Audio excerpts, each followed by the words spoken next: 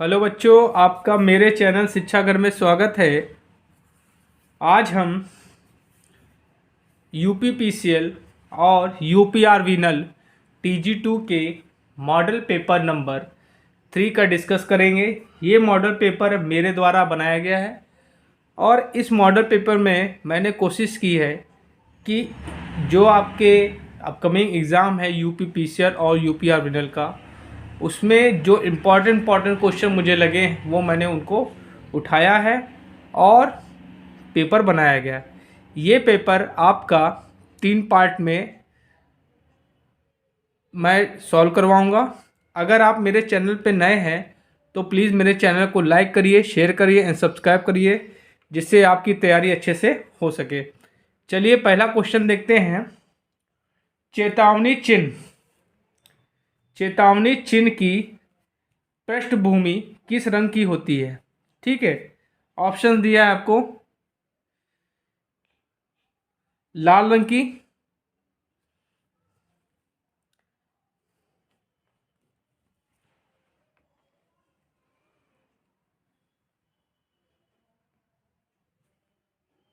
दूसरी दी है नीले रंग की, तीसरी दी है पीले रंग की, चौथा दिया है काले रंग की। जो चेतावनी होता है, ठीक है, जो चेतावनी चिन्ह होता है उसकी जो पृष्ठभूमि होती है बच्चों क्या होती है? वो होती है पीले कलर की। किसकी कलर की होती है? पीले कलर की, मतलब येलो कलर की।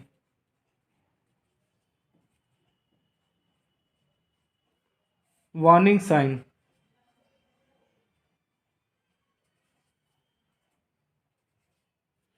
ठीक है, चलिए अगला क्वेश्चन देखते हैं। आर्क वेल्डिंग के मामले में आंखों की सुरक्षा के लिए डैश डैश का इस्तेमाल किया जाता है। काला चश्मा आवरण, धूप का चश्मा आवरण, आवरक, साफ चश्मा। तो बच्चों आंसर क्या होगा? काला चश्मा हम लोग यूज़ करते हैं, जिसको हम लोग क्या बोलते हैं? गॉगल बोलते हैं। ठीक है, चलिए अगला क्वेश्चन देखते हैं। मानव शरीर पर बिजली के झटके का प्रभाव निम्नलिखित पर निर्भर करता है। लाइन वोल्टेज पे निर्भर करता है, लाइन वोल्ट धारा पे निर्भर करता है, लाइन धारा और वोल्टेज निर्भर करता है, सभी। तो आपका जो झटका होता है वो लाइन वोल्टेज पे डिपेंड करता है, और जो लाइन वोल्टेज होता है अप्रॉक्सीमेटली 440 वोल्ट का होता है। चलिए अगला क्वेश्चन देखते हैं। 90 डिग्री कोण के विशुद्ध माप के लिए प्रयोग किए जाने वाला उपकरण डैश डैश है। स्टील टेप है, साहुल है, ट्राई स्क्वायर है और वुडन स्केल है। तो बच्चों आंसर क्या होगा? Try square. ठीक है, चलिए अगला क्वेश्चन देखते हैं। एक नियान परिपथ टेस्टर समानता डैश डैश टेस्ट के लिए प्रयोग होता है। ठीक है, अर्थिंग के लिए, फेस के लिए, ओपन सर्किट के लिए, न्यूट्रल के लिए। तो बच्चों आंसर क्या होगा? फेस के लिए। जो नियान टेस्टर हम लोग यूज़ करते हैं वो फेस टेस्टिंग के लिए करते हैं। ठीक है, ये बता देता है कि इसमें फेस आ रहा है कि नहीं आ रहा है। ठीक है, चलिए अगला क्वेश्चन देखते हैं। माइक्रोमीटर स्क्रू गेज की रीडिंग दी गई है, इनमें इसमें माप क्या है? ठीक है, 38.2, 2.88, 42.50, 2.38। तो बच्चों आंसर क्या होगा? 2.88।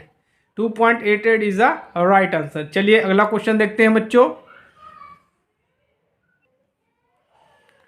संकीर्ण जगहों पे काम करने के लिए किस प्रकार के प्लायर का प्रयोग किया जाता है? मतलब संकीर्ण मतलब सकरे जो जहाँ पे जगह होती है वहाँ पे किस प्लायर का हम लोग प्रयोग करते हैं? ठीक है, साइड कटिंग प्लायर्स का यूज़ करते हैं, गोल नोकदार प्लायर्स का यूज़ करते हैं, जोड़ प्लायर का यूज़ करते हैं, लंबे नोकदार प्लायर का प्रयोग करते हैं। तो बच्चों हम लोग लॉन्ग नोज प्लायर का प्रयोग करते हैं, तो इसमें आंसर क्या होगा? लंबे नोकदार प्लायर का प्रयोग करते हैं। चलिए अगला क्वेश्चन देखते हैं, ये इंपॉर्टेंट क्वेश्चन है। रेती में प्रयुक्त होने वाली सामग्री है कच्चा लोहा, ठीक है, उच्च कार्बन स्टील, नरम इस्पात। तो बच्चों आंसर क्या होगा? हाई कार्बन स्टील का प्रयोग हम लोग करते हैं, हाई कार्बन स्टील का प्रयोग करते हैं। ठीक है, चलिए अगला क्वेश्चन देखते हैं। स्क्राइबर किसका बना होता है? हाई कार्बन स्टील का बना होता है, कास्ट आयरन का बना होता है, ब्रास का बना होता है, माइल्ड स्टील का बना होता है। ये भी क्या होता है? हाई कार्बन स्टील का बना होता है, हाई कार्बन स्टील।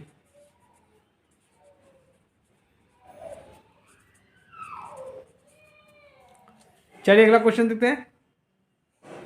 कठोर तारों को काटने के लिए कौन सा प्लायर उपयुक्त है? Wire stripper, long nose plier, locking plier, diagonal plier. तो बच्चों आंसर क्या होगा? डायगोनल प्लायर, जिसको हम बोलते हैं विकर्ण प्लायर। विकर्ण प्लायर का प्रयोग हम लोग क्या करते हैं? कठोर तारों को काटने के लिए करते हैं। चलिए अगला क्वेश्चन देखते हैं। इनमें से कौन सा विकल्प जूल के नियम को सही ढंग से निरूपित करता है? जहां आई धारा को, आर प्रतिरोध को तथा टी समयावधित को निरूपित करता है। यहाँ पे आई क्या आपकी? करंट है, आर आपका रेजिस्टेंस है, और आपका टी क्या है? टाइम है। तो आपको ऑप्शन दिया I square R square T joule, I R T joule, I square R T joule, I square R T square joule. तो बच्चों आंसर क्या होगा? I square R T joule. ठीक है, एच इज इक्वल टू क्या होता है? I square R T joule. मतलब जो कंडक्टर में आपकी हीट जनरेट होती है वो क्या होती है? करंट के स्क्वायर रेजिस्टेंस के, करंट के स्क्वायर रेजिस्टेंस के डायरेक्टिव और टाइम के रिस्पेक्ट डायरेक्टिव प्रोपोर्शन होती है। तो इसका जो जूल का नियम होता है ये होता है 0.24 आई स्क्वायर आर टी। ठीक है, ये भी सही है, ये भी सही है। चलिए अगला क्वेश्चन देखते हैं। प्रतिरोध का पारस्परिक है। पारस्परिक मतलब उल्टा। ठीक है, कंडक्टेंस, ससेप्टेंस, इम्पिडेंस, रिएक्टेंस। तो इसमें आंसर क्या होगा? कंडक्टेंस। कंडक्टेंस को बोलते हैं बच्चों हिंदी में चालकता। तो R is equal to 1/G। जी जहाँ पे क्या आपकी चालकता है और ये आपका प्रतिरोध है। जिसमें जो ससेप्टेंस दिया है आपको, ये क्या होता है? रिएक्टेंस का अपोजिट होता है। ठीक है, एडमिटेंस क्या होता है? इम्पिडेंस का उल्टा होता है। एडमिटेंस जो होता है वो क्या होता है? इम्पिडेंस का उल्टा होता है।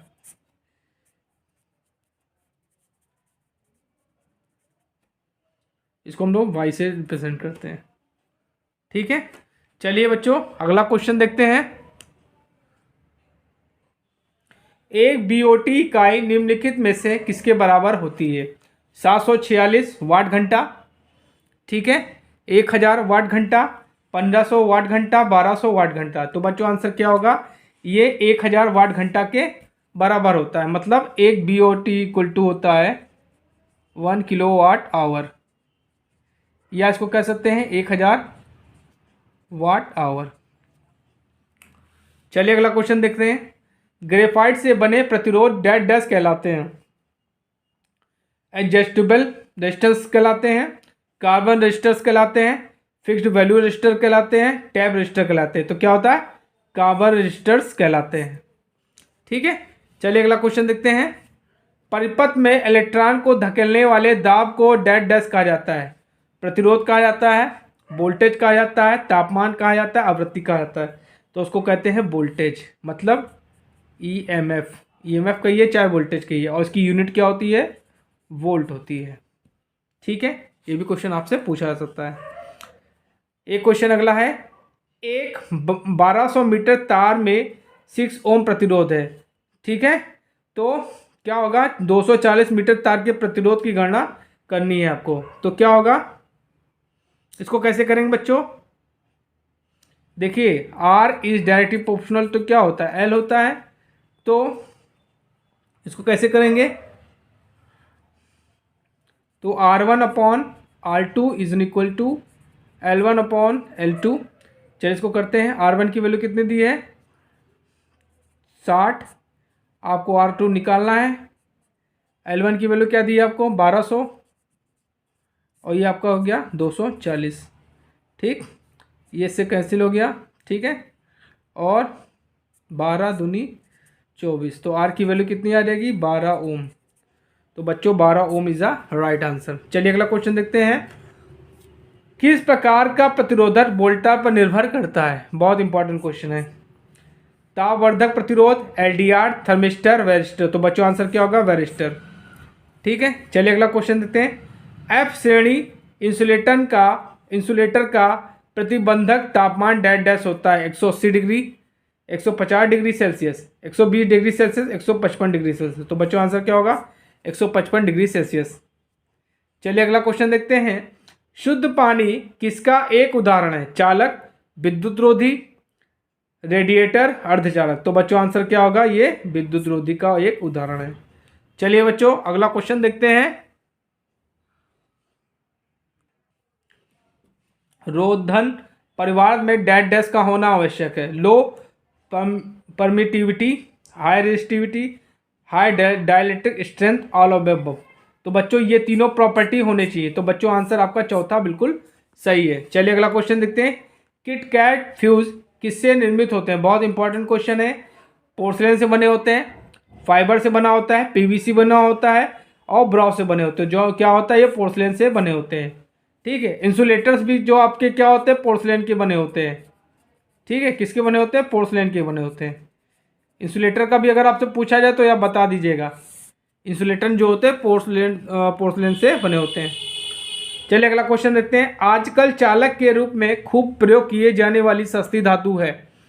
चांदी, तांबा, एल्युमिनियम, तांबा मिश्र धातु। देखिए तो आंसर इसमें क्या है? एल्युमिनियम। एल्युमिनियम का आजकल ज़्यादा यूज हम लोग करते हैं। चलिए अगला क्वेश्चन देखते हैं। हाई स्पीड इस्पात में कार्बन का प्रतिशत डैश डैश होता है। 0.75 से 1%, 0.1 से 0.5%, 1 से 2%, 1.5 से 2.5%। तो बच्चों आंसर पहला ऑप्शन सही है। 0.5% से 1% होता है। चलिए अगला क्वेश्चन देखते हैं। विद्युत हीटर के लिए प्रयुक्त पदार्थ है। नाइक्रोम, चीनी मिट्टी, टंगस्टन, तांबा। तो बच्चों आंसर क्या होगा? Nichrome. Nichrome is the right answer. अगर आपसे पूछा जाए कि आपसे कि बल्ब में कौन सा हम लोग फिलामेंट यूज करते हैं तो टंगस्टन का आप बताएंगे। ये क्या होता है? बल्ब में यूज होता है। ठीक है, चलिए अगला क्वेश्चन देखते हैं। कॉपर के तार का भू प्रतिरोध लगभग होता है। 1 ओम होता है, 3 ओम होता है, 0 ओम होता है, 100 ओम होता है। तो बच्चों आंसर क्या होगा? इसमें 1 ओम होता है। जो हम लोग कॉपर की जो अर्थिंग करते हैं उसका ओम रेजिस्टेंस जो होते हैं 1 ओम से लेकर 2 ओम तक रखा जाता है। ठीक है, एक क्वेश्चन आपसे ये भी पूछा जा सकता है कि अर्थिंग क्या करता है? अर्थिंग क्या करता है? मृदा का जो है कंडक्टेंस बढ़ा देता है। मृदा का क्या कर देता है? कंडक्टेंस इंक्रीज कर देता है। चलिए अगला क्वेश्चन देखते हैं। कुचालकों के लिए ऊर्जा बैंड अंतराल का आकार डैश डैश ईवी परिसीमा में होता है। 1 से 2 इलेक्ट्रॉन वोल्ट, 2 से 3 इलेक्ट्रॉन वोल्ट, 3 से 6 इलेक्ट्रॉन वोल्ट और 1 इलेक्ट्रॉन से। ठीक, तो आंसर क्या होगा आपका? 3 से 6 इलेक्ट्रॉन। 3 इलेक्ट्रॉन वोल्ट से 6 इलेक्ट्रॉन वोल्ट। आपसे पूछा जाता है कि ईवी किसकी यूनिट है? तो ये भी बच्चों आप जान लीजिए, ये एनर्जी की यूनिट है। ठीक है, चलिए अगला क्वेश्चन देखते हैं।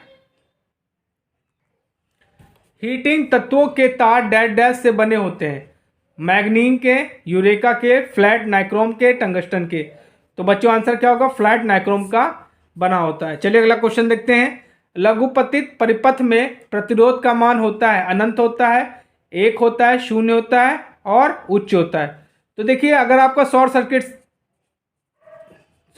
है तो शॉर्ट सर्किट में रेजिस्टेंस की वैल्यू क्या होती है? 0 होती है। धारा की वैल्यू इनफाइनाइट होती है और वोल्टेज की वैल्यू भी क्या होती है? 0 होती है। अगर ओपन सर्किट है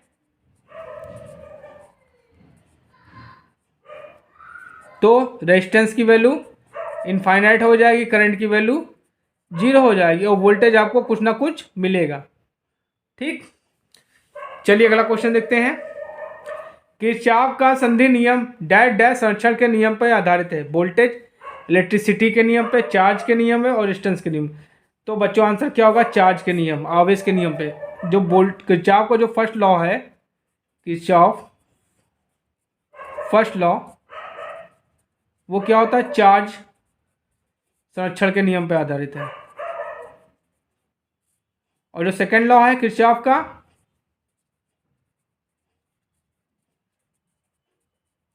वो ऊर्जा संरक्षण पे आधारित है। ऊर्जा संरक्षण का नियम क्या है कि ना तो ऊर्जा को उत्पन्न किया जा सकता है, ना ही नष्ट किया जा सकता है, केवल एक रूप से दूसरे रूप में बदला जा सकता है। चलिए अगला क्वेश्चन देखते हैं।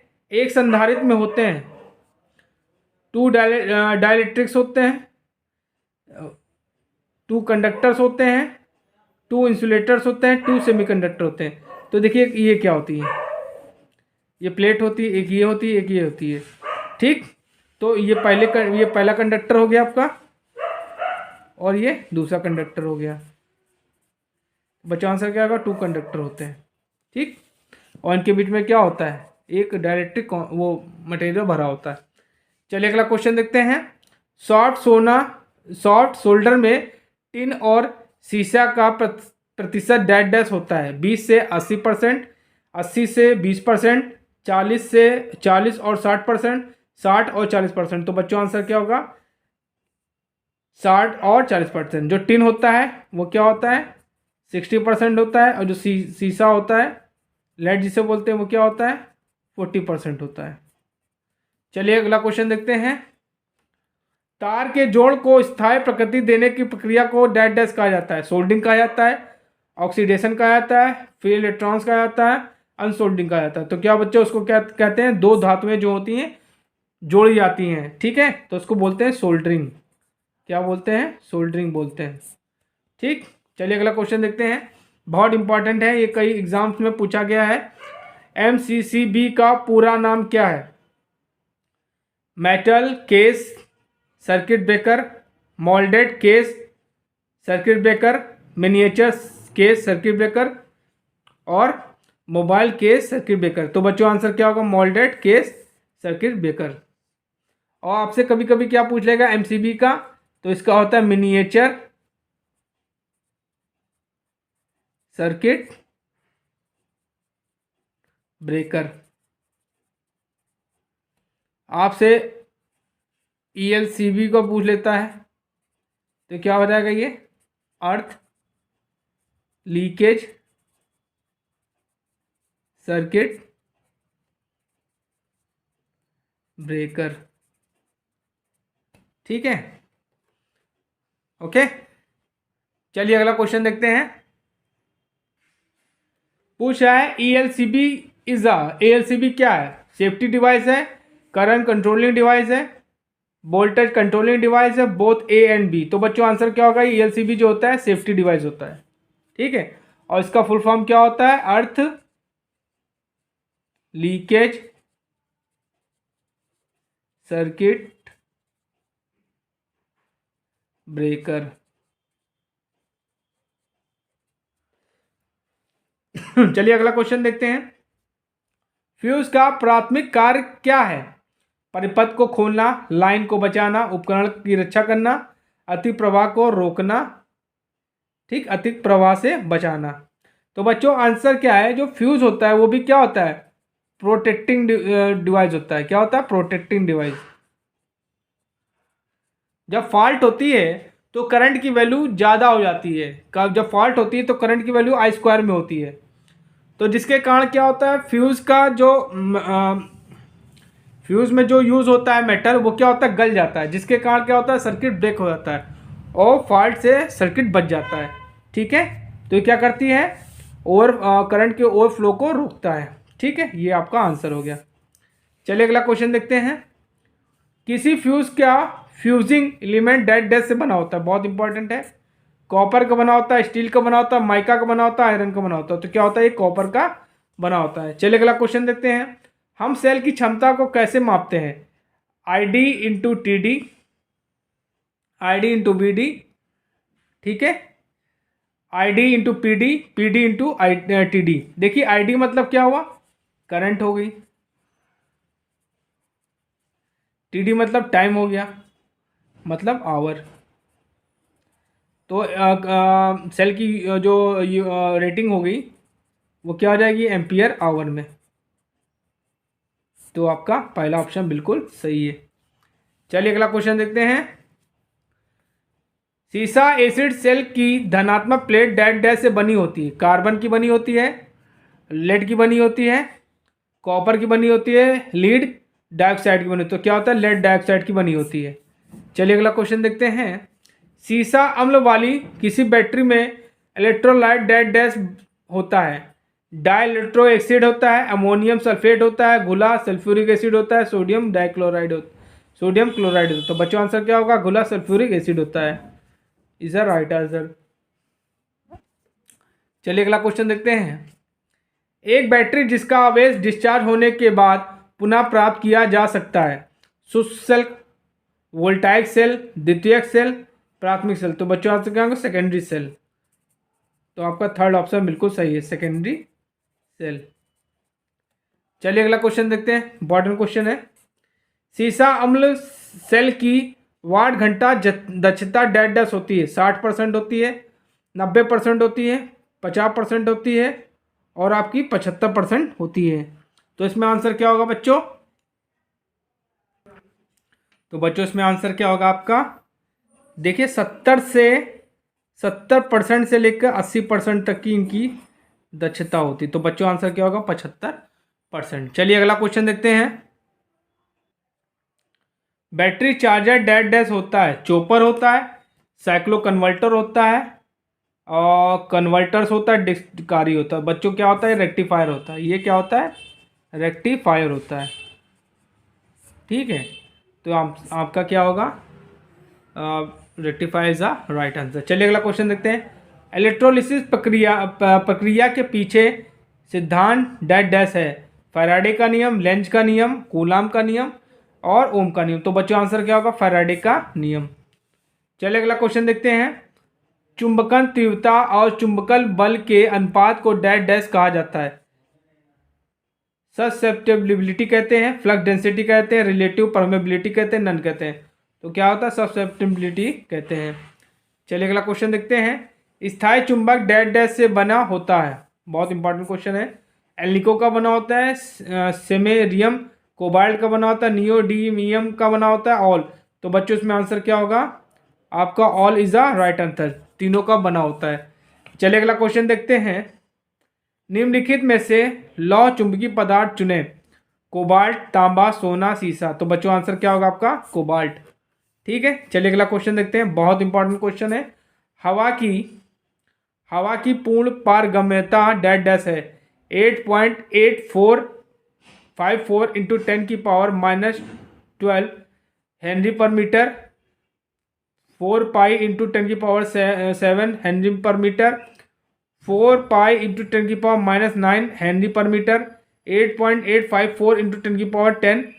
ठीक है, तो बच्चों आंसर इसमें क्या होगा, चौथा ऑप्शन, दूसरा ऑप्शन बिल्कुल सही है, 4 पाई इंटू 10⁻⁻7 H/m।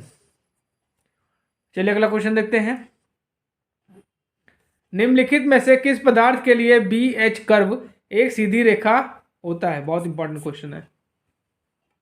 तो चलिए देखते हैं इसमें क्या होगा, मृदु लोहा, सिलिकॉन स्टील, ढलुआ लोहा, वायु। तो बच्चों आंसर क्या होगा, वायु बिल्कुल बिल्कुल राइट आंसर है आपका। चलिए बच्चों अगला क्वेश्चन देखते हैं।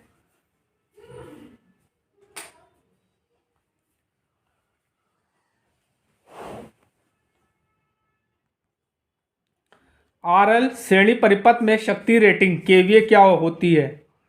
केडब्ल्यू और केवीआर का अदिश योग, केडब्ल्यू और केवीआर का अदिश अंतर, केडब्ल्यू और केवीआर का सदिश योग, केडब्ल्यू और केवीआर का गुणनफल। तो बच्चों आंसर क्या होगा, थर्ड ऑप्शन बिल्कुल सही है। ठीक है, केवीए क्या होती है,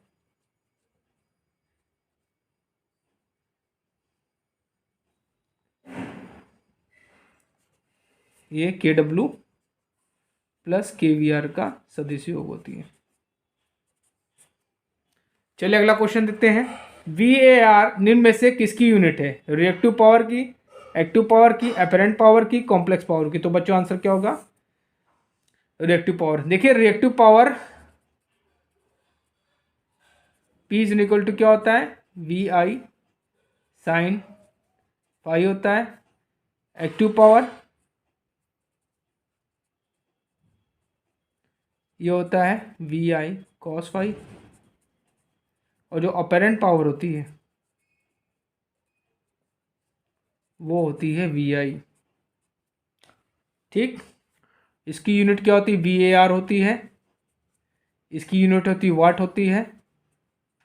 इसकी यूनिट होती है VA होती है। ठीक, चलिए अगला क्वेश्चन देखते हैं। शुद्ध प्रतिरोधक सर्किट का पावर फैक्टर होता है 0 होता है, 1 होता है, 0.7 होता है, 0.85 होता है। तो क्या होता है? 1 होता है। देखिए प्योर रेजिस्टिव सर्किट में, रेजिस्टिव में कॉस फाई 1 होगा। प्योर कैपेसिटिव में लीडिंग होगा। और प्योर इंडक्टिव में लैगिंग होगा। ये तीनों चीज़ आपको आनी चाहिए। डेल्टा कनेक्शन में लाइन वोल्टेज डैश डैश के बराबर होता है 3 फेज वोल्टेज √3 फेज वोल्टेज 1/3। तो डेल्टा कनेक्शन में क्या होता है? लाइन वोल्टेज क्या होता है? फेज वोल्टेज के बराबर होता है। और जो लाइन करंट होती है IL होती है √3 टाइम्स आपकी क्या होती है? IPH होती है। ये किस में होती है? डेल्टा में। और अगर हम स्टार की बात करें, स्टार में क्या होगा? VL equal to line voltage जो होता है √3 टाइम्स VPH होता है। और इसमें लोड करंट और आपकी फेज करंट क्या होती है? सेम होती है। चलिए अगला क्वेश्चन देखते हैं। और जो पावर भी देख लीजिए, पावर क्या होती है? √3 VL IL cos फाई होती है। अगर फेस के फॉर्म में ये लोड करंट और लोड लाइन वोल्टेज के फॉर्म में, अगर फेस में देखें तो VP IP cos फाई होती है। चलिए अगला क्वेश्चन देखते हैं। आवृत्ति जितनी डैश डैश होगी बिजली का झटका उतना ही डैश डैश खतरनाक होगा। कम कम, अधिक अधिक, अधिक कम, कम अधिक। तो बच्चों आंसर क्या होगा? कम अधिक। चलिए अगला क्वेश्चन देखते हैं। भारतीय विद्युत नियम के अनुसार अनुमेय आवृत्ति भिन्नता है 1%, 2%, 3%, 4%। तो बच्चों आंसर क्या होगा? 3%। 3% इज द राइट आंसर। चलिए बच्चों अगला क्वेश्चन देखते हैं।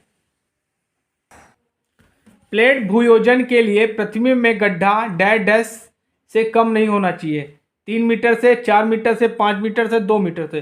तो बच्चों आंसर क्या होगा? 3 मीटर से कम नहीं होना चाहिए। इंपॉर्टेंट क्वेश्चन है, वेरी इंपॉर्टेंट। ये भी इंपॉर्टेंट भी क्वेश्चन है, वेरी इंपॉर्टेंट।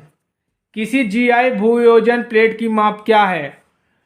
30 सेंटीमीटर गुणे 30 सेंटीमीटर गुणे 1.3 mm। दूसरा है 60 cm गुणे 60 cm गुणे 8.5 mm। तीसरा है 60 cm गुणे 60 cm गुणे 6.35 mm। चौथा है 60 cm इंटू 60 cm इंटू 3.18। तो बच्चों आंसर आपका थर्ड बिल्कुल सही है, 60 गुणे 60 गुणे 6.35। चलिए अगला क्वेश्चन देखते हैं। डायोड का रिवर्स रिकवरी टाइम एक पैरामीटर है जो निर्धारित करता है, क्या करता है? करंट रेटिंग निर्धारित करता है, वोल्टेज रेटिंग करता है, speed of the operation, power rating. तो स्पीड ऑफ द ऑपरेशन निर्धारित करता है। चलिए अगला क्वेश्चन देखते हैं। इनमें से किसमें जीनर डायोड का उपयोग किया जाता है? Very important question. रेक्टिफायर में, फिल्टर में, एम्पलीफायर में, वोल्टेज रेगुलेटर में। तो बच्चों आंसर क्या होगा? वोल्टेज रेगुलेटर में इसका यूज करते हैं। जीनर डायोड का प्रयोग एज अ वोल्टेज रेगुलेटर का प्रयोग हम लोग as a voltage regulator use करते हैं। चलिए अगला क्वेश्चन देखते हैं। शुद्ध अर्धचालकों में अवद्रव्य इसे बढ़ाने के लिए मिलाया जाता है रेजिस्टिविटी, कंडक्टिविटी, कैपेसिटेंस, नन। तो बच्चों क्या होता है? नॉर्मल कंडीशन पे जो आपका सेमीकंडक्टर होता है वो क्या होता है? इंसुलेटर होता है। क्या होता है? इंसुलेटर। नॉर्मल कंडीशन इंसुलेटर होता है। लेकिन जब इसमें हम डोपिंग कर देते हैं या इसमें जब डोपिंग कर देते हैं तो इसका कंडक्टेंस क्या हो जाता है, बढ़ जाता है, तो इसकी कंडक्टिविटी बढ़ जाती है। तो बच्चों आंसर क्या होगा, कंडक्टिविटी। क्रिस्टल डायोड में व्युत्क्रम धारा डैश डैश की कोटि में होती है, micro ampere, ampere, kilo ampere, milli ampere. तो बच्चों आंसर क्या होगा, माइक्रो एम्पियर। चलिए अगला क्वेश्चन देखते हैं। एक सेमीकंडक्टर में संयुक्ता पट्टी और चालन पट्टी के बीच ऊर्जा अंतर डैश डैश होता है, 15 electron volt, 5 electron volt, 1 electron volt, 10 electron volt. तो बच्चों आंसर क्या होगा, 1 इलेक्ट्रॉन वोल्ट का डिफरेंस होता है कंडक्शन बैंड और वैलेंस बैंड में। ठीक है, चलिए अगला क्वेश्चन देखते हैं। पीएन संधि के अवक्षय क्षेत्र की चौड़ाई क्या होती है, 0.5 माइक्रोमीटर, 2.5 माइक्रोमीटर, 2 माइक्रोमीटर और आपकी 1 माइक्रोमीटर। तो बच्चों आंसर क्या होगा, 1 माइक्रोमीटर। जो आपका जैसे पीएन जंक्शन डायोड हो गया, जो यहाँ पे डिप्रेशन लेयर बनती है, उसकी चौड़ाई कितनी होती है ये पूछ रहा है। ठीक है, चलिए अगला क्वेश्चन देखते हैं। निम्न में से कौन सा डायोड शक्ति संकेतक के रूप में प्रयुक्त होता है, varactor diode, Zener diode, photo diode, LED. तो बच्चों आंसर क्या होगा, एलईडी, लाइट इमिटिंग डायोड। ठीक, चलिए अगला क्वेश्चन देखते हैं। निम्न में से जो क्वेश्चन मैं बच्चों आपको पढ़ा रहा हूँ बहुत इंपॉर्टेंट क्वेश्चन है एग्जाम के पर्पज से, आप हो सके तो इनको नोट्स बना लीजिएगा और इनकी प्रैक्टिस बढ़िया से कर लीजिएगा। इसी में से क्वेश्चंस आपके फंसेंगे और निश्चित तौर पे आप TG2 में सेलेक्ट होंगे। निम्न में से किस डायोड का प्रयोग एक संधारित्र के रूप में किया जा सकता है, varactor diode, Zener diode, photo diode और लाइट इमिटिंग डायोड। देखिए ये एलईडी मैंने आपको पहले ऊपर बताया, ये क्या होता है, शक्ति संकेतक के रूप में यूज होता है, शक्ति संकेतक के रूप में। ये क्या होता है, ये जो आपका जीना डायोड है वोल्टेज रेगुलेटर के रूप में यूज होता है, वोल्टेज रेगुलेटर के यूज में। और जो आपका वैरेक्टर डायोड है ये आपका क्या होता है, कैपेसिटर के रूप में यूज कर सकते हैं। ठीक है, तो आपका आंसर बिल्कुल सही, वैरेक्टर डायोड जो है एज ए कैपेसिटर के रूप में यूज होता है। ठीक, किया जा सकता है। किस तरह का उपकरण डायोड है, ठीक है, रेखीय है,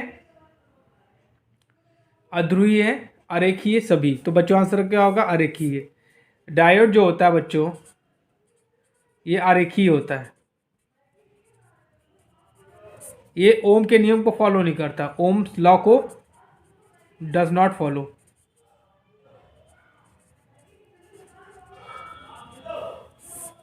ठीक है, चलिए अगला क्वेश्चन देखते हैं। परम शून्य ताप क्रम पर अर्धचालक की चालकता होगी, मतलब यहाँ पे जो आपका जो नॉर्मल कंडीशन पे पूछ रहा है, नॉर्मल कंडीशन पर सेमीकंडक्टर क्या होगा, इंसुलेटर की तरह कार्य करेगा, इंसुलेटर। तो इंसुलेटर में क्या होता है, कंडक्टेंस की वैल्यू क्या होती है, कंडक्टेंस की वैल्यू 0 होती है। तो बच्चों आंसर क्या होगा, 0। चलिए अगला क्वेश्चन देखते हैं। अर्धचालक डायोड में कितनी संधि होती है, 2, 4, 3, 1। देखिए आप पीएन जंक्शन डायोड बना लीजिए, ये पी हो गया आपका, ये होगा, ये आपकी संधि होती है। तो कितनी दिख रही है आपको, 1 दिख रही है, तो 1 आपका सही आंसर है। चलिए अगला क्वेश्चन देखते हैं। सेतु डिस्ट कार्य में कितने डायोड की आवश्यकता होती है, 2, 4, 6, 5। तो जो आपका ब्रिज रेक्टिफायर होता है, रेक्टिफायर जो होता है उसमें 4 डायोड यूज होते हैं, और 4 वे रेक्टिफायर में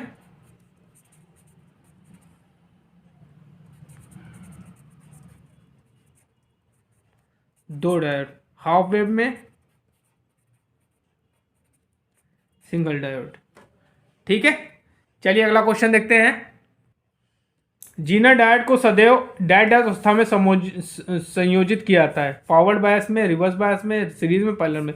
तो जो आपका जीना डायोड होता है वो एक ऐसा डायोड है जो रिवर्स बायस में काम करता है। बच्चों आंसर क्या होगा, रिवर्स बायस।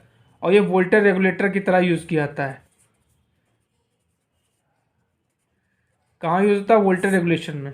ठीक है, चलिए अगला क्वेश्चन देखते हैं। पीएनपी ट्रांजिस्टर में धारा डैश डैश द्वारा प्रवाहित होती है। दातायन, ग्राहयन, छेद, छेद मतलब होल्स, ठीक, और मूत्र। तो बच्चों इसमें आंसर क्या होगा? होल्स। होल्स के कारण क्या होता है? इसमें धारा प्रवाहित होती है। और एनपीएन में इलेक्ट्रॉन्स के कारण। ताप बढ़ने पर कलेक्टर धारा इंक्रीज होगी, डिक्रीज होगी, become zero and remain unchange. तो क्या होगी? इंक्रीज होगी। चलिए अगला क्वेश्चन देखते हैं। ट्रांजिस्टर संचालित होता है, करंट से होता है, वोल्टेज से होता है, फ्रीक्वेंसी होता है, पावर से होता है। तो ट्रांजिस्टर जो होता है करंट से फ्लो, वो क्या होता है? ऑपरेट होता है। चलिए अगला क्वेश्चन देखते हैं। 85% दक्षता वाला ट्रांजिस्टर एम्पलीफायर हो सकता है। क्लास बी का हो सकता है, क्लास बी एंड ए दोनों हो सकता है, क्लास सी हो सकता है, क्लास ए बी होता है। बच्चों आंसर क्या होगा? क्लास सी होगा। चलिए अगला क्वेश्चन देखते हैं, बहुत इंपॉर्टेंट है। Class B push pull amplifier क्षमता होती है 90% से 95%, 95% से 100%, 60 से 65%, 75 से 80%। तो बच्चों आंसर क्या होगा? 75 से 80% होती है। चलिए अगला क्वेश्चन देखते हैं। एससीआर एक डैश डैश स्विच है, एक दिशीय, विद्युत चुंबकीय, यांत्रिकीय और द्विदिशीय। तो क्या होगा? एक दिशीय।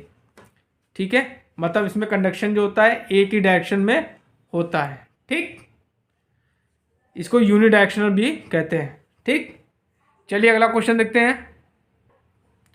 Inverter is use to convert DC to AC, convert AC to DC, step up DC voltage, step up AC volt. तो बच्चों का कन्वर्टर का प्रयोग करते हैं हम क्या करते हैं?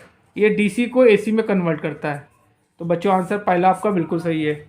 चलिए अगला क्वेश्चन देते हैं। निम्नलिखित में से कौन सा विकल्प एक द्विदिशीय उदाहरण है? SCR, LASCR, diode, ट्रायक। तो बच्चों आंसर क्या होगा? ट्रायक। ट्रायक क्या होता है? दोनों डायरेक्शन में कंडक्शन करता है।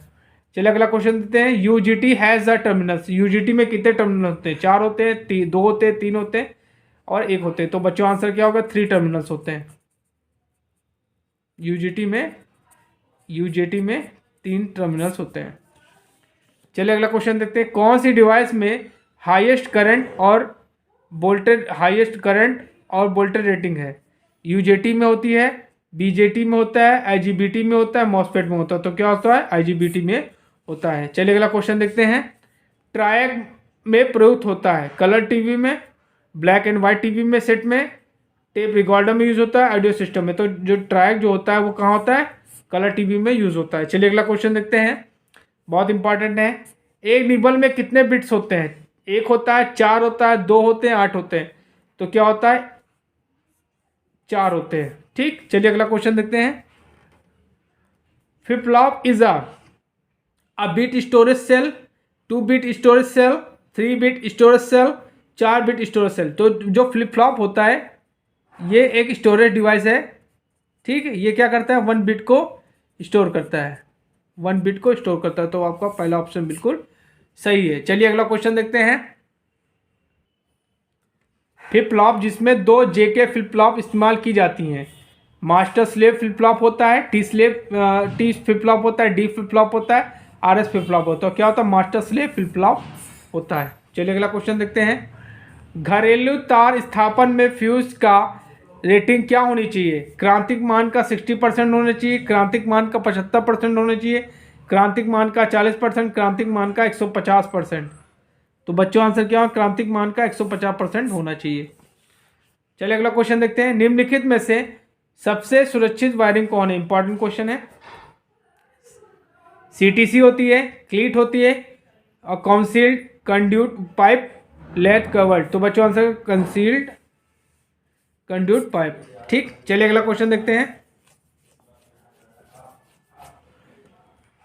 लाल रंग के तार को निम्नलिखित के लिए प्रयोग किया जाता है? अर्थ के लिए, न्यूट्रल के लिए, फेस के लिए, इंसुलेशन के लिए। तो बच्चों आंसर क्या होगा? फेस के लिए। 3 फेस होते हैं, आर, वाई, बी।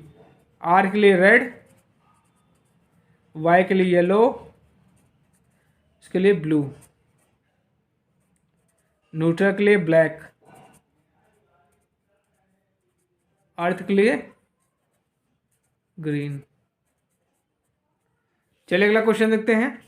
अर्थिंग के लिए चारकोल और नमक का प्रयोग किया था क्योंकि यह क्या करता है, पृथ्वी के प्रतिरोध को बढ़ाता है, या मृदा की चालकता को बढ़ाता है, या लीकेज धारा को अधिक करता है, या अर्थिंग इलेक्ट्रो को जंग लगने से बचाता है। तो बच्चों आंसर क्या हो गया, मृदा की चालकता को बढ़ाता है। चलिए अगला क्वेश्चन देखते हैं। डीसी जनरेटर की आर्मेचर कोर को लैमिनेट करते हैं, reduce the weight of generator, मतलब जनरेटर के भार को कम करने के लिए, इंसुलेट द कोर को इंसुलेट करने के लिए, रिड्यूस एडी करंट लॉसेज को कम करने के लिए, रिड्यूस हिस्टोलिसिस लॉसेज, मतलब सेथिल हानि को कम करने के लिए। तो हम लोग लैमिनेशन क्या करते हैं, एडी करंट लॉसेज को कम करने के लिए करते हैं। और सिलिकॉन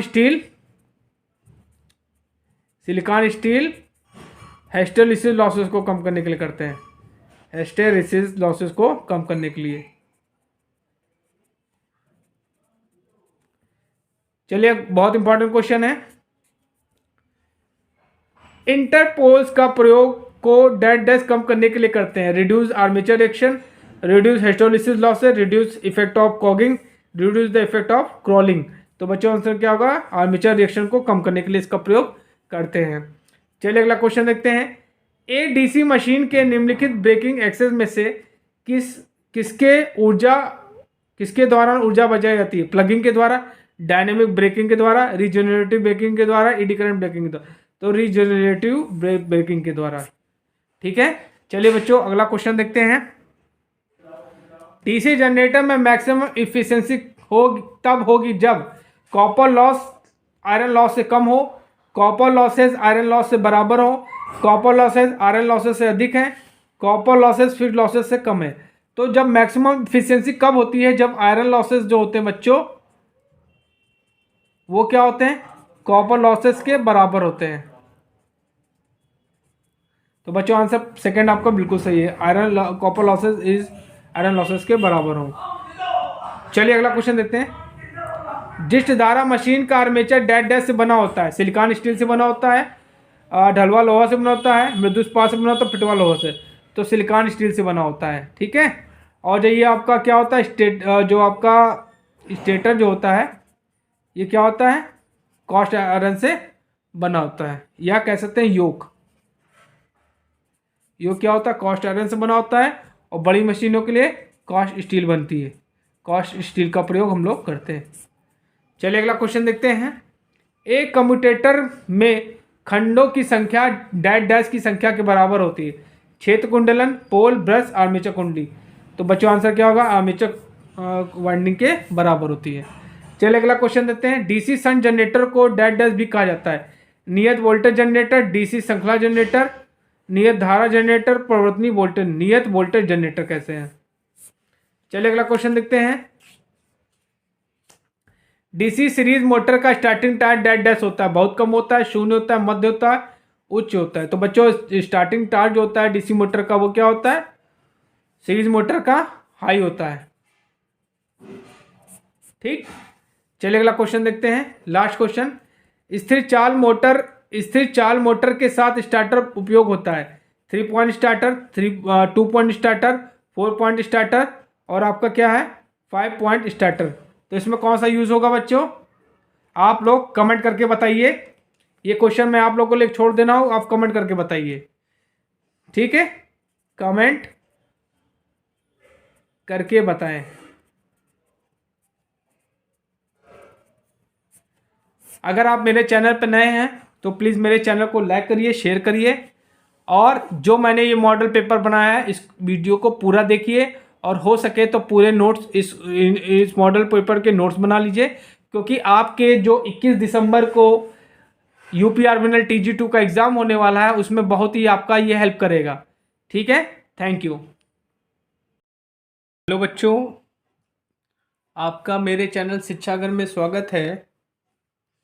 इससे पहले के वीडियो में मैंने आपको मॉडल पेपर 3 के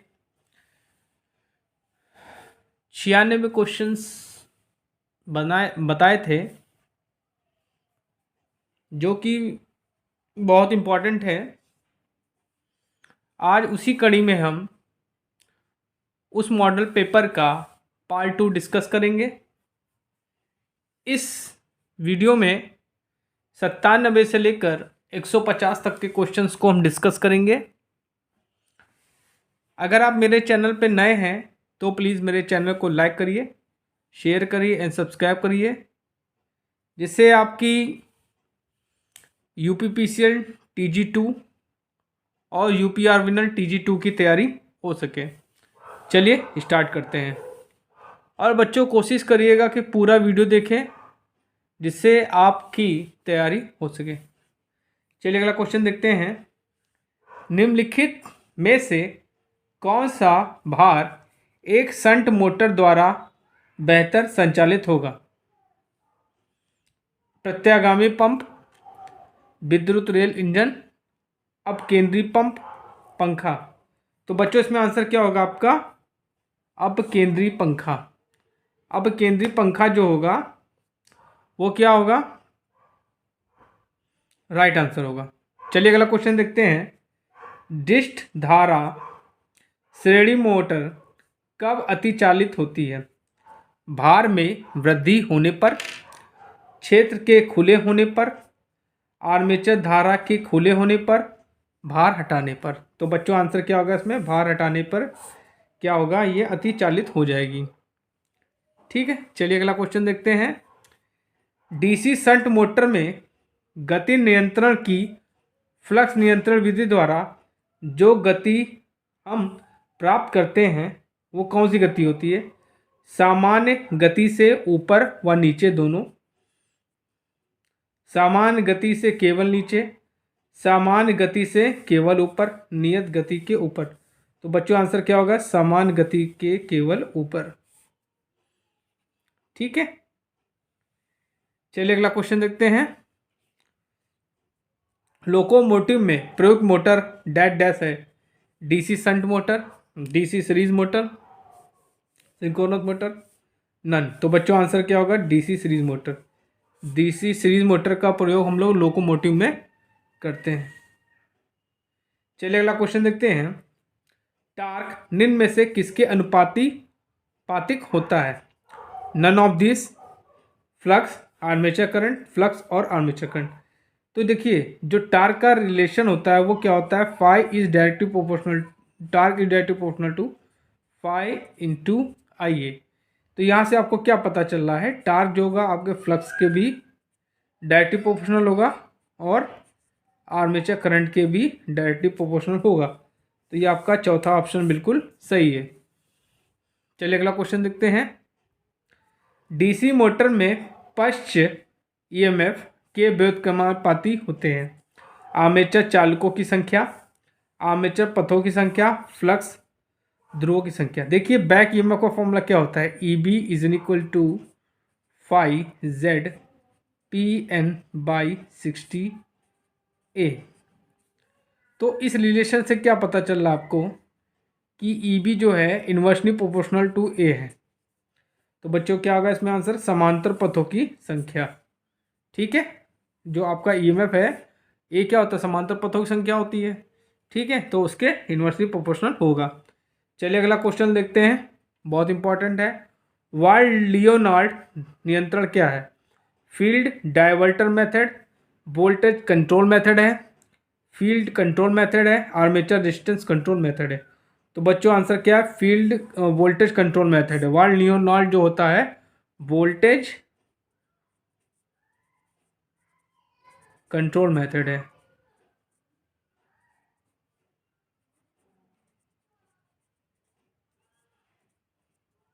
ठीक, चलिए अगला क्वेश्चन देखते हैं।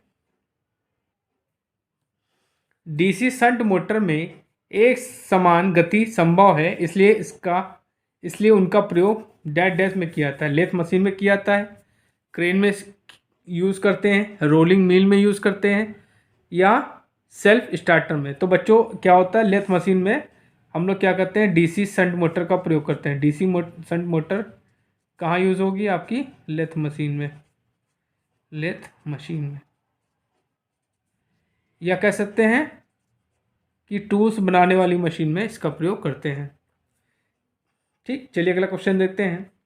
डीसी शंट मोटर में चाल होती है independent of armature current, directly proportional to the armature current, proportional to the square of the current, inversely proportional to the armature current. तो बच्चों क्या होगा, independent of the armature current.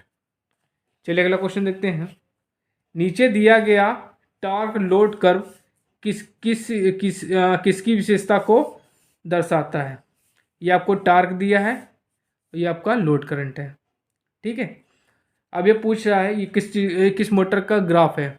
DC series motor का है, DC shunt motor का है, ठीक है, डीसी कंपाउंड मोटर का है, डीसी सीरीज मोटर और डीसी शंट मोटर। तो बच्चों ये क्या होगा, डीसी सीरीज मोटर का ये ग्राफ है। ठीक है, टार्क इज इक्वल टू क्या हुआ, फाई आई ए। ठीक, तो यहाँ क्या होगा, फाई डायरेक्टली प्रोपोर्शनल होगा आर्मेचर करंट के, तो ये हो जाएगा आपका आई ए स्क्वायर। ठीक है, तो स्टार्टिंग में जो इसका जो होता है ये क्या होता है, ये पैराबोलिक होता है, स्टार्टिंग परवलयकाल होता है स्टार्टिंग में। ठीक है, और ये इस पॉइंट के बाद क्या होता है, जो ये क्या होता है, ये हो जाता है torque is directly proportional to armature current हो जाता है। ठीक है, इसके बाद ये क्या होता है, स्ट्रेट हो जाता है। तो ये किसका है, डीसी सीरीज मोटर का है। और शंट में क्या हो जाएगा, शंट में ऐसे होता है।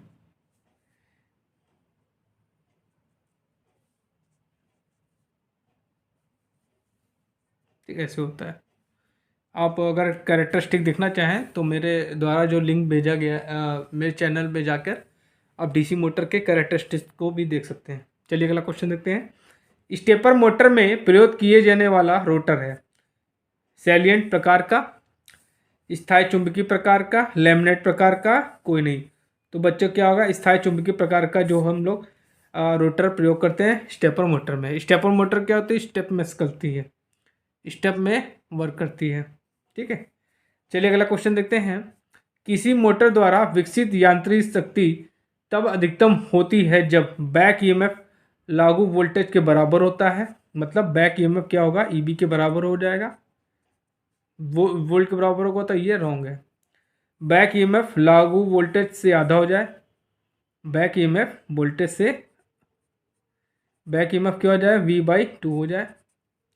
अगला क्या दिया ऑप्शन,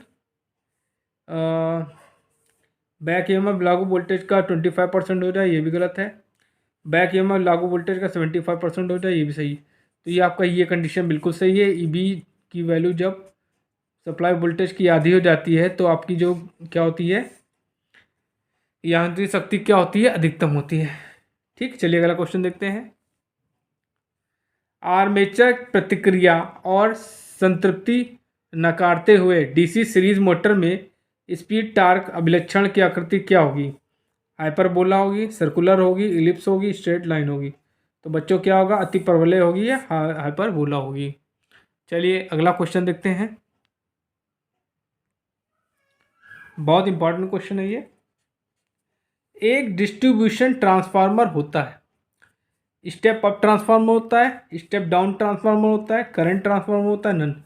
तो बच्चों जो डिस्ट्रीब्यूशन ट्रांसफार्मर होता है, ये याद रखिएगा आप लोग, डिस्ट्रीब्यूशन ट्रांसफार्मर ये क्या होता है, स्टेप डाउन होता है। क्या होता है, स्टेप डाउन होता है। अगर आपसे इसकी इफिशियंसी पूछ ले तो 50% से लेकर 60% तक होती है।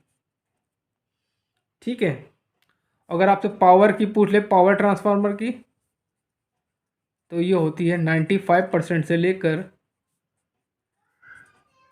99% मिलेगा, या कुछ बुकों में आपको 98% मिलेगा। और जो आपका आइडियल ट्रांसफार्मर होता है उसकी इफिशियंसी क्या होती है, 100% होती है। ठीक है, चलिए अगला क्वेश्चन देखते हैं।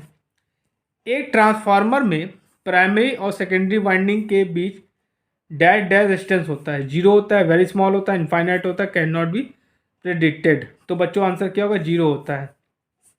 ठीक है, इनके बीच में क्या रेजिस्टेंस की वैल्यू क्या होती है, रेजिस्टेंस क्या होगा, जीरो होगा, रेजिस्टेंस विल बी जीरो। चलिए अगला क्वेश्चन देखते हैं। ट्रांसफार्मर में फुल लोड कॉपर लॉसेस 1600 वाट है, हाफ लोड पर लॉसेस होगा 640 वाट होगा, 1600 वाट होगा, 800 वाट होगा, 400। तो हाफ लोड पे क्या हो जाएगा, लॉसेस क्या होते हैं, 1/² I/2 ये हो जाएगा। तो ये क्या हो जाएगा आपका 1/4, और लॉसेस कितनी दी आपको 1600। तो 1600 को 4 से डिवाइड करेंगे तो आपका 400 वाट आ जाएगा। तो बच्चों आपका 400 what is the right answer. चलिए अगला क्वेश्चन देखते हैं। बच्चों कोशिश करिएगा, जो मैं वीडियोस आपके बनाता हूँ, आपके लिए बनाता हूँ, मॉडल पेपर बनाता हूँ, मेहनत करके मॉडल पेपर बनाता हूँ कि जिससे आप लोग का सिलेक्शन हो जाए। तो आप लोग कोशिश करिएगा पूरा वीडियो मेरा देखा करिए, क्योंकि मैं इस मॉडल पेपर में चुन चुन के क्वेश्चन लाता हूँ, और जो क्वेश्चंस मैं लाता हूँ वो हर किसी ना किसी एग्ज़ाम में पूछे गए होते हैं। ठीक है, चलिए अगला क्वेश्चन देखते हैं। 3 फेज 4 तार वाली सेवा के लिए निम्नलिखित में से कौन सा परिणामित संयोजन उत्कृष्ट है, तो अच्छा है, delta delta, delta star, star delta, none. तो बच्चों क्या होगा, डेल्टा स्टार जो होता है सबसे अच्छा कनेक्शन माना जाता है, डेल्टा स्टार। ठीक है, चलिए अगला क्वेश्चन देखते हैं। भावर धारा की एक कमी डैश डैश है, वाइंडिंग में अधिभारण, वाइंडिंग में सीलन, वाइंडिंग में हीटिंग का नुकसान, और वाइंडिंग में वोल्टेज का बढ़ना। तो बच्चों क्या होगा, वाइंडिंग में हीटिंग का नुकसान। चलिए अगला क्वेश्चन देखते हैं।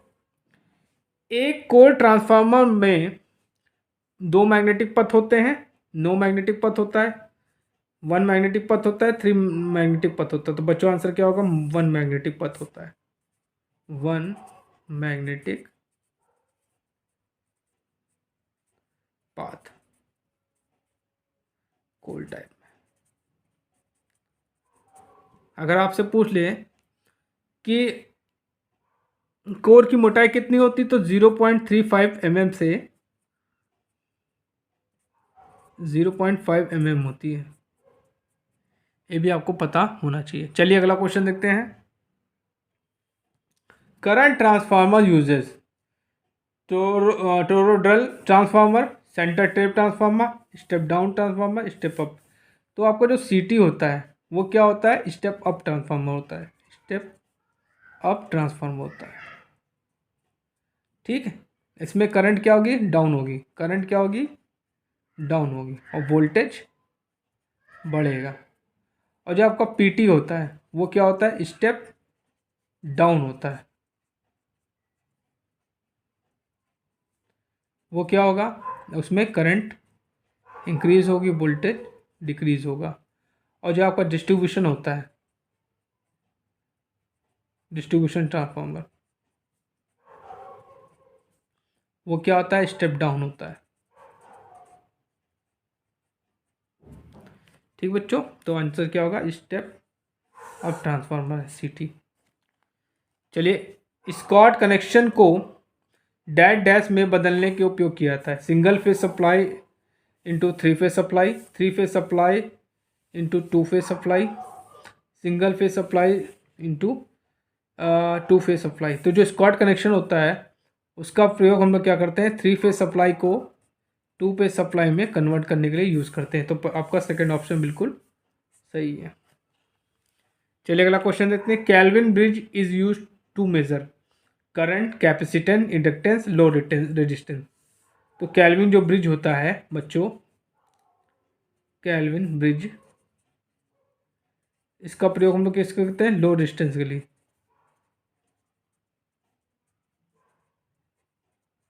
ठीक, चलिए अगला क्वेश्चन देखते हैं। उस मापक यंत्र को क्या कहते हैं जिसमें नियंत्रण बल गुण अनुपस्थित होता है, चल कुंडली मापित, डायनोमो शक्ति मापित, चल लौह मापित, और पीएफ मापित। तो क्या होगा, पीएफ मापित। चलिए अगला क्वेश्चन देखते हैं। थर्मिस्टर हेतु वी आई ग्राफ है, स्ट्रेट लाइन होता है, एक सर्किल होता है, नॉट स्ट्रेट लाइन होता है, रेक्टेंगुलर होता है। तो क्या होगा, इसमें सही है, नॉट अ स्ट्रेट लाइन नहीं होता है। चलिए अगला क्वेश्चन देखते हैं। इसी तरह क्वेश्चन कई बार पूछा जाएगा आपसे एग्जाम में। यदि किसी बीट स्टोन ब्रिज में P की वैल्यू 10 ओम है, Q की वैल्यू 100 ओम है, S की वैल्यू 60 ओम है, तो अज्ञात प्रतिरोध का मान क्या होगा। देखिए बीट स्टोन ब्रिज का फॉर्मूला क्या होता है, P/Q is an equal to R/S। ठीक, अब इसमें हम लगा देंगे। P की वैल्यू कितनी दी है आपको, 10 ओम, Q की वैल्यू दी है 100 ओम, R तुम्हें निकालना है, S की वैल्यू दी है 100 ओम। तो R की वैल्यू क्या हो जाएगी, 10 × 60 बटे 100, तो R की वैल्यू आ जाएगी आपकी 6 ओम। तो 6 ओम इज़ अ राइट आंसर। चलिए अगला क्वेश्चन देखते हैं। चलिए बहुत इंपॉर्टेंट है। धारिता का मान मापने के लिए उपयोग में लाया गया सेतु है, व्हीट स्टोन ब्रिज है। व्हीट स्टोन ब्रिज क्या होता है, अननोन डिस्टेंस को लेकर हैं, अननोन डिस्टेंस।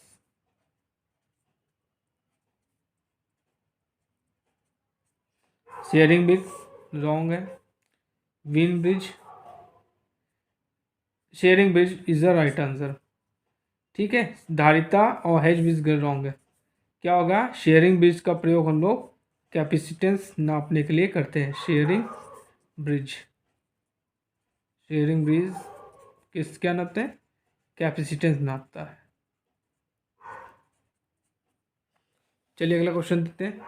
वोल्टेज रेगुलेटर सीधे ही नियंत्रित करता है, फील्ड करंट करता है, आउटपुट करंट करता है, स्टेटर सर्किट करता है और रेक्टिफिकेशन करता है। तो क्या करता है, वोल्टेज और फील्ड करंट को कंट्रोल करता है। चलिए अगला क्वेश्चन देखते हैं। अमीटर को समांतर में लगाने पर क्या होगा, ओपन सर्किट होगा, क्लोज सर्किट होगा, शॉर्ट सर्किट होगा, नन होगा। तो बच्चों क्या होगा, शॉर्ट सर्किट हो जाएगा। चलिए अगला क्वेश्चन देखते हैं। निम्न में से कौन शक्ति गुणक सुधार की वृद्धि नहीं है, यूजेज ऑफ स्टैटिक कैपेसिटर, ठीक है, यह कैपेसिटर है तो इम्प्रूवमेंट होगा। यूजर ऑफ फेज एनवायरनमेंट, ये भी सही है। User of register in parallel, user of synchronous condenser, ये भी सही है, ये भी सही है। लेकिन ये कोई मेथड नहीं होता है कि रजिस्टर्स को हम पैरेलल में जोड़ दें। तो इसमें राइट आंसर क्या होगा, use of register in parallel.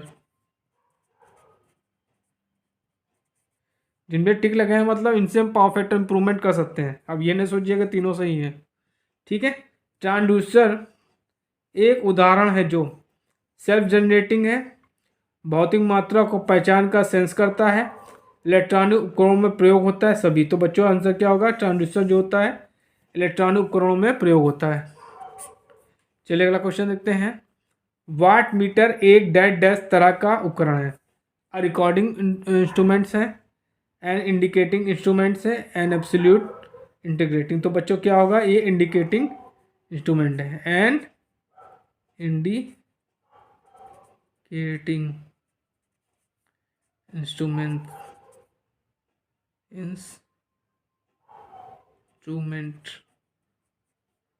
Instruments है। चलिए अगला क्वेश्चन देखते हैं। स्क्वायरल केज इंडक्शन मोटर में डैश डैश स्लिप रिंग होती है, 0 होती है, 2 होती है, 3 होती है, 1 होती है। तो बच्चों आंसर क्या होगा, 0 होती है। ठीक है, चलिए अगला क्वेश्चन देखते हैं।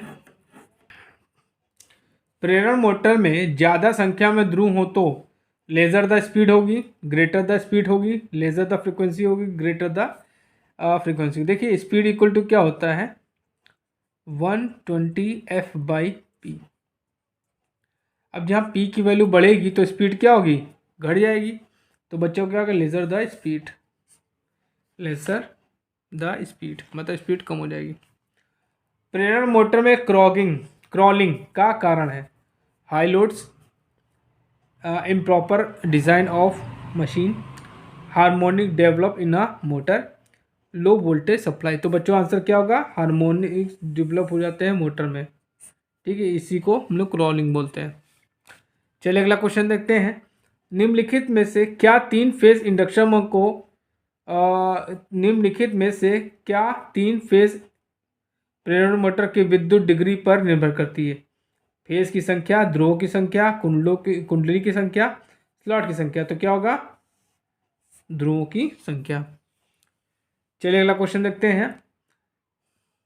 जब एक मोटर को चालू किया जाता है तब घूर्णक की आवृत्ति डैश डैश होती है, 50 हर्ट्ज होती है। Same as supply frequency, same as a slip frequency 0। ठीक है, देखिए क्या होता है, जो आपकी फ्रीक्वेंसी होती है, ठीक है, वो क्या होती है? F R is equal to S F होती है। रोटर की फ्रीक्वेंसी का फॉर्मूला क्या होता है? F R is equal to S F.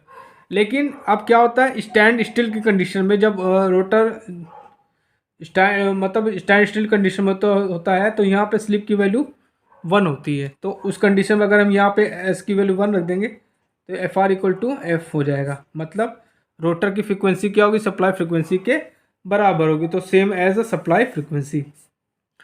चलिए अगला क्वेश्चन देखते हैं।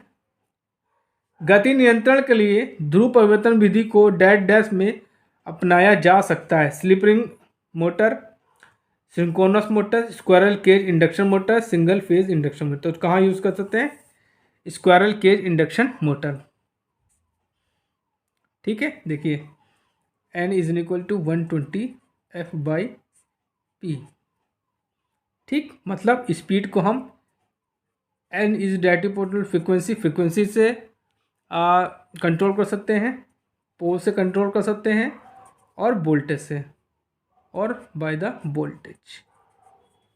ठीक, चलिए अगला क्वेश्चन देखते हैं। एक प्रेरण मोटर का स्टार्टिंग टॉर्क तब मैक्सिमम होगा जब rotor resistance equal to rotor reactance, rotor resistance is twice the rotor reactance, rotor resistance is half the rotor reactance, rotor resistance is √3 times rotor reactance. देखिए formula condition क्या होती है? R2 is equal to X2। तो उस condition को ये जब क्या होता है, जो स्टार्टिंग टॉर्क का बड़ा मैक्सिमम होगा जब R2 की वैल्यू X2 के बराबर हो जाएगी। तो क्या हो जाएगा? पहला ऑप्शन बिल्कुल सही है। रोटर का रेजिस्टेंस जो है रोटर के रिएक्टेंस के बराबर जब हो जाएगा तो स्टार्टिंग टॉर्क क्या होगा? मैक्सिमम होगा। चलिए अगला क्वेश्चन देखते हैं। कम क्षमता वाली इंडक्शन मोटर के लिए डैश डैश प्रयोग किया जाता है। ऑटो ट्रांसफार्मर स्टार्टर यूज़ किया जाता है, डोल स्टार्टर किया जाता है, और step down transformer starter use किया जाता है, स्टार डेल्टा। तो बच्चों क्या होगा? डोल स्टार्टर का प्रयोग हम लोग करते हैं। ऑटो ट्रांसफार्मर स्टार्टर का प्रयोग 20 HP के ऊपर यूज़ करते हैं हम लोग। ठीक है, और ये डोल स्टार्टर 5 HP की तक की मोटर के लिए हम लोग यूज़ करते हैं। ठीक, और 5 से ऊपर वाले के लिए हम लोग स्टार डेल्टा यूज़ करते हैं। ठीक, चलिए आगे देखते हैं क्वेश्चन। स्टेपर मोटर ज़्यादातर के लिए प्रयोग किया जाता है। प्रचालन की बहुत तेज गति, उच्च शक्ति की आवश्यकताएं, प्रचालन की बहुत धीमी गति, कंट्रोल सिस्टम के प्रयोग। तो कहाँ यूज़ होता है? आपका कंट्रोल सिस्टम में यूज़ होता है ये। चलिए अगला क्वेश्चन देखते हैं। सैडेड पोल मोटर में छादित कुंडली का उद्देश्य क्या है? ठीक है, produce rotating magnetic field, reduce friction loss, reduce rough commutation, reduce armature reaction. तो बच्चों आंसर क्या होगा? Produce rotating magnetic field. चलिए अगला क्वेश्चन देखते हैं, बहुत इंपॉर्टेंट क्वेश्चन है ये। AC और DC आपूर्ति दोनों पर कौन सा मोटर कार्य कर सकता है? Compound motor, hysteresis motor, shaded pole motor, universal motor. तो यूनिवर्सल जो मोटर होती है बच्चों, ठीक है, सार्वभौमिक मोटर भी इनको बोलते हैं, ये क्या होता है? AC और DC दोनों पे वर्क करती है। चलिए अगला क्वेश्चन देखते हैं। डैश डैश मोटर का प्रयोग मिक्सर ग्राइंडर में किया जाता है। संट, कैपेसिटर, सैडेड पोल, यूनिवर्सल मोटर। तो बच्चों आंसर क्या होगा? Universal motor. ठीक है, मिक्सर ग्राइंडर में समझ लीजिए यूनिवर्सल मोटर यूज़ करेंगे। चलिए अगला क्वेश्चन देखते हैं। अल्टरनेटर में अवमंदन वाइंडिंग किस लिए दी जाती है? चाल दोलन प्रभाव बढ़ाने के लिए, कंपन घटाने के लिए, बल आघूर्ण बढ़ाने के लिए, चाल दोलन प्रभाव घटाने के लिए। तो बच्चों आंसर क्या होगा? चाल दोलन प्रभाव को हटाने के लिए हम लोग क्या करते हैं? अवमंदन वाइंडिंग का प्रयोग करते हैं। चलिए अगला क्वेश्चन देखते हैं। अल्टरनेटर को चलाने वाले प्राइम मूवर की गति, वोल्टेज और डैश डैश निर्धारित करती है। आउटपुट करंट, आक्रांत समय, आउटपुट गति, आउटपुट की फ्रीक्वेंसी। तो बच्चों क्या होगा?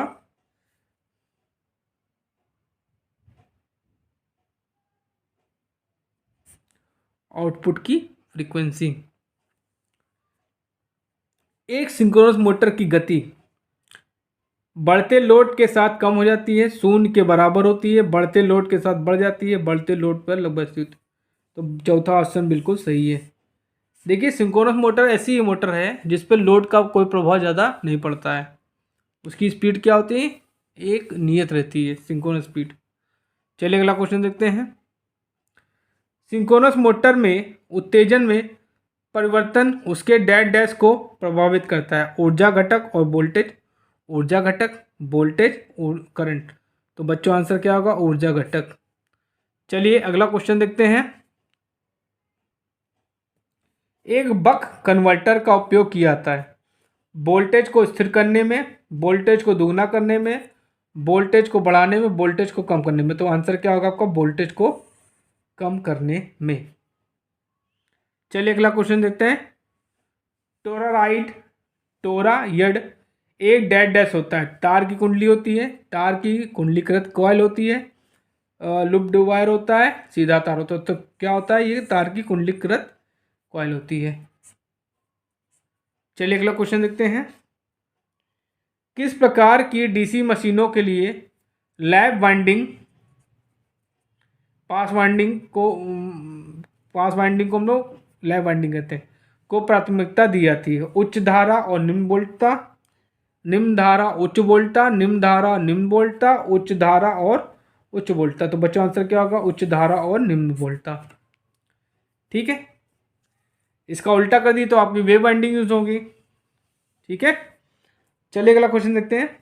यदि पोल्स की संख्या 4 तो खांचों की संख्या 24 है तो पोल पिच का मान होगा। तो पोल पिच इक्वल टू क्या हो जाएगा?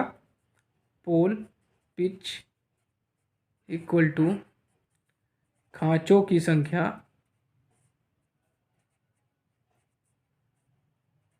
बटे पोलों की संख्या, पोल्स की संख्या।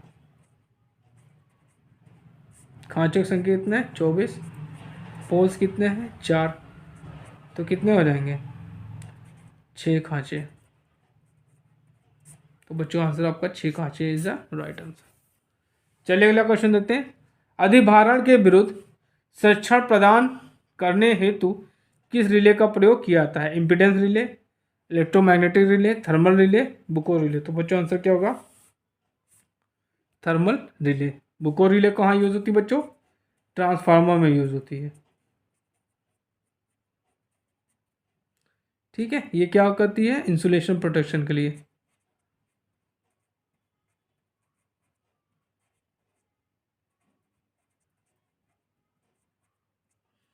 इंसुलेशन प्रोटेक्शन मतलब ये नहीं कि कोई फॉल्ट होती है इंसुलेशन से रिलेटेड तो सेंस करती है। ठीक है, चलिए बहुत इंपॉर्टेंट क्वेश्चन है ये। क्वेश्चन मैं बहुत ढूंढ के लाया हूँ। तड़ित की विसर्जित करंट क्या है? मतलब जो आपकी आकाशीय बिजली है उसकी करंट क्या होती है? ठीक है, 10,000 एम्पियर, 1,000 एम्पियर, 100 एम्पियर और 1 माइक्रो एम्पियर। तो बच्चों आंसर क्या होगा? 10,000 एम्पियर होती है। कितनी होती है? 10,000 एम्पियर। चलिए अगला क्वेश्चन देते हैं। ये भी क्वेश्चन मैं ढूंढ के लाया हूँ। केबल का सर्ज रेजिस्टेंस कितना होता है? 1 ओम होता है, 10 ओम होता है, 25 ओम होता है, 50 ओम होता है। तो क्या आंसर होगा? 50 ओम होता है। तो बच्चों मैंने आपको मॉडल पेपर 3rd का 2nd पार्ट का लेक्चर समझाया है। आई होप आप लोग को समझ में आया होगा। कोशिश करिएगा बच्चों पूरा वीडियो देखिए। अगर आप पूरा वीडियो देखेंगे तभी आपको समझ में आएगा, नहीं तो नहीं आएगा। और अगर आप मेरे चैनल पर नए हैं तो प्लीज़ मेरे चैनल को लाइक करिए, शेयर करिए एंड सब्सक्राइब करिए, जिससे मैं आप लोगों की इसी प्रकार तैयारी करवाता रहूं। Thank you.